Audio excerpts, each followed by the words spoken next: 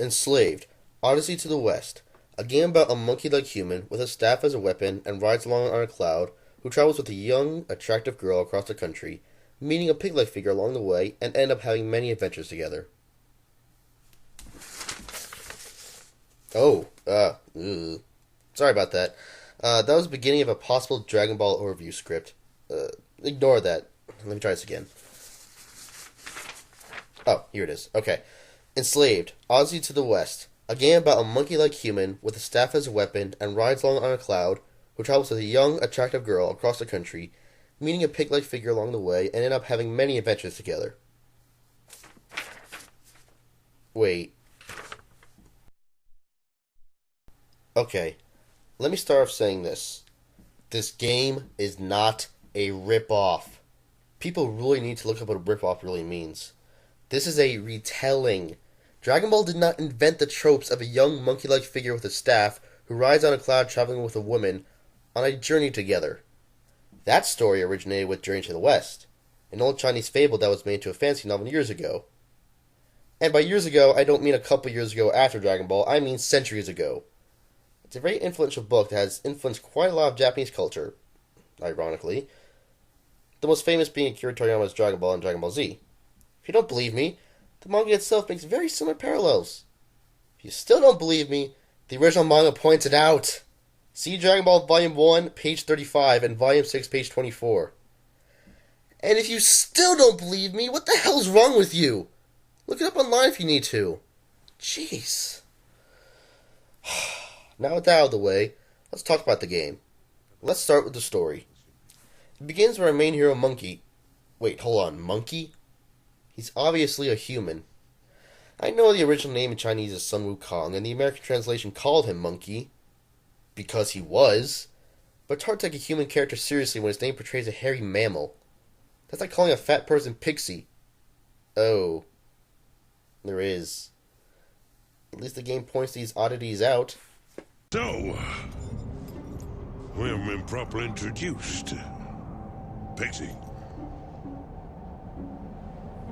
Now, Pixie, how did you pick up a name like that?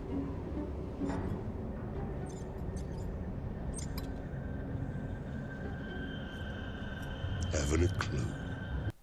Anyway, the game starts with Monkey already in captivity and being transported to Pyramid, the big evil corporation that has enslaved humanity and created maniacal robots to assist in the capture of those people.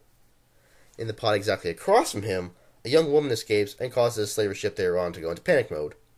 Monkey escapes, enters tutorial level, which is pretty awesome actually, escapes the ship, and wakes up with a slave headband on and a young woman named Tripitaka, turns to Trip, who put it on him.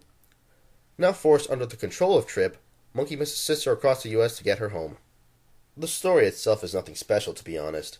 It runs the exact same way you think. They hate each other at first, travel together, get to know each other better, seem to form some kind of romantic relationship, although that's left open. Shit happens throughout, and then it just ends. So many moments can be predicted if you're genre savvy enough. Also, no spoilers, but there's not really an ending. I mean, there's a final cutscene that attempts to explain things, but just confuses us more, and then it just ends. Not very conclusive at all. Sure, it has cool moments here or there, but overall the story is nothing special. It's not bad despite all I said, but it doesn't really tread new ground either. The graphics are very good and look very pretty. It's one of those post-apocalyptic games where everything is green and not brown. Except the last level. It's all very colorful and everything is modeled and textured well. One problem that is present with the graphics is actually how colorful it is. Sometimes you can't really see certain things in the environment, like handholds and platforms, because of the fact they blend in so easily. There are little hints having the platform in the direction you need to go emit a shine once a couple seconds, which helps. From characters to weapons to enemies, everything just looks good, detailed, and believable. The level design is also well done. Not the best, but not the worst. The gameplay is hit or miss. Platforming is no challenge to do at all. You hold the direction and keep mashing the jump button. That's it. It's no challenge. Hell, jumping without platforms is pretty much useless since you stand still and can't move. When you run and press the jump button, you do a roll instead, so you can only jump in platforming sections and that's it. You can't really dive in platforming either. The only way you could is if the platform you are on is starting to fall and you stay on it. I get that Monkey's acrobatic and moves, well, like a monkey, so it'd be easy for him to jump around, but while aesthetically pleasing, the gameplay suffers because of it. Combat is also pretty weak. Your main weapon is a giant staff they use to hit robots. You have a weak attack and a strong attack. And yes, attack, not attacks. This game does not have too much in the way of combos, or anything else really. You do have a Y attack you can do when you're surrounded, and a charge attack when an enemy is guarding, and you do have some range attacks, them being a laser for damage and EMP ball for stunning enemies, but besides that, you'll mostly be mashing weak attack or strong attack, and not much else. You do get an upgrade that allows you to do a special move, which does look cool, but it's very impractical to use. The range is short and takes a while to charge up. So basic combat is just mashy and not very complex. Again, I get that Monkey lives in the post-apocalyptic world, and thus his finesse with his staff would come down to using it like a long bat. But you have so many fictional characters that use staffs so much better. Donatello, Killick, Robin, Jade, Gambit, and probably a shit ton more that I can't think of off the top of my head. They all handle staffs better. Combat suffers because it's very simple and repetitive. Maybe using the pole in different ways would have helped. Jade wins. That's not what I meant! Although it does remind me, I'm running low on singles. Later in the game, combat gets a little better thanks to some new enemies. Some enemies can call back up, and you have to rip out their antenna that is calling for other robots. Some robots explode, and you need to impale them and toss them at other robots, causing a chain reaction. Some enemies have guns for hands, and you can rip them off and use it temporarily. This game is actually pretty violent. A boss gets its spine ripped out at one point. This game gets away with it by having all the enemies be machines, though, so I guess it's alright. Another piece of gameplay is the cloud sections. The cloud is a little machine Monkey has that emits a little circular platform that he can ride on in certain sections. It's used rarely, but when it is, it's very fun and fast-paced. It's a little floaty, so the handling's a little bad, but it's fun nonetheless.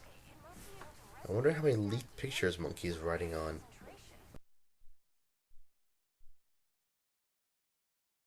And, as this game is one giant escort mission, let's talk about that. I'm sure most people, when they hear escort mission, they write it off as having bad AI and just very tedious and unpleasant. However, like Eco and The Last of Us, it's one of those rare escort games that's fairly good. Trip still gets into trouble, but not often enough to be annoying or unpleasant. She can scan the area for enemies, fit into spaces that you can't, and can distract enemies while you sneak around. You can do that as well. It's fun just to press a single button and have Monkey yell, "Hey!" It's even more fun just to have him yell it out of nowhere.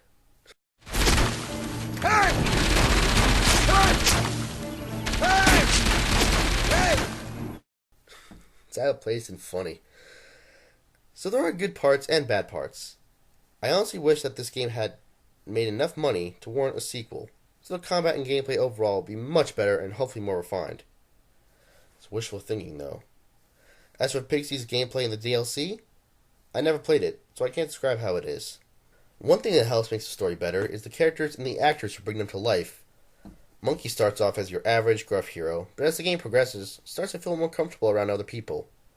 Trip is untrusting of Monkey, but starts to warm up to him and become more trusting to him and his ideas. Pixie starts off as a funny pervert and ends as a pervert that's willing to die for his friends. The characterization isn't the greatest, but it does help make things more bearable and believable. The acting, however, is very well done. While there are not many characters, each one plays their role well. To make these characters come to life, have personality other than generic protagonists. Special mention goes to Andy Serkis, once again proving that he is the master of motion capture. And primates. Speaking of motion capture, this game has some of the best motion capture out there. Well, out there at the time of its release, not so much now. The movement was fluid, the eyes made realistic looks, and everything just looks great and moves well. Trip actually looks very attractive, except when she smiles. I like this game, and personally, I would like to give it a very good score. But looking at this from a critical standpoint, this game has problems and can use some big improvements. What we have isn't bad, but it could be better. I give this game a 6 out of 10. 2 lives, 2 fates, 1 legendary journey.